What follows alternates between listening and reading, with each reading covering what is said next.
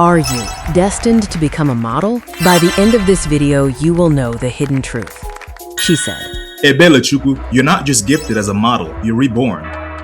You are me and I am you. This is why some children are born so talented, because they immediately remember it all. To connect to your ancestors and find your purpose, go within through prayer and mindfulness to remember your ancestors and God's plan that has been imprinted in your DNA this whole time. Answer me first as a pastor. And he said, as a pastor, I don't believe in reincarnation. Fine. Now answer as an African. And he said, look, but Pete, you know that this thing exists. Then start moving towards things that feel easy to understand and come naturally to you. They come naturally because your ancestors already did the hard work. Whenever you're moving towards things that make you feel ease and happiness, know that you are moving towards your ancestors. Drop your Igbo name in the comments or tell me to check my DMs if you ask for an Igbo name gift.